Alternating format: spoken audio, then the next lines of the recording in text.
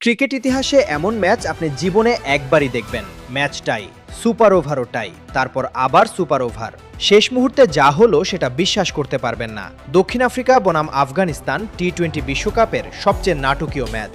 আহমেদাবাদে আগে ব্যাট করে দক্ষিণ আফ্রিকা তোলে ৮৮৭ রান।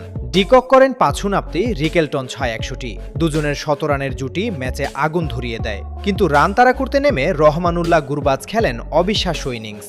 ৪২ বলে ৮৪, ৭টা ছক্কা। শেষ ওভারে দরকার ১৩ রান, আফগানিস্তান তুলল ১২। ম্যাচ টাই। এরপর শুরু সুপার ওভার নাটক। প্রথম সুপার ওভারে আফগানিস্তান ১৭, দক্ষিণ আফ্রিকাও ১৭। আবার টাই। দ্বিতীয় সুপার ওভারে স্ট্যাবস আর মিলার মিলে তোলে ২৩ রান। জবাবে আফগানিস্তানের দরকার ছিল শেষ ৪ বলে ৪ ছক্কা। গুরবাজ মারলেন টানা ৩ ছক্কা। পুরো স্টেডিয়াম নিঃশব্দ। কিন্তু শেষ বলে আউট। মাত্র ৪ রানে জিতে যায় দক্ষিণ আফ্রিকা। টি-20 বিশ্বকাপ ইতিহাসে প্রথম ডাবল সুপার ওভার ম্যাচ। আর আফগানিস্তানের সুপার ৮ স্বপ্ন প্রায় শেষ। এমন ম্যাচ কি কখনো দেখেছেন? আপনার মতে গুরবাজ নাকি মিলার আসল হিরোকে?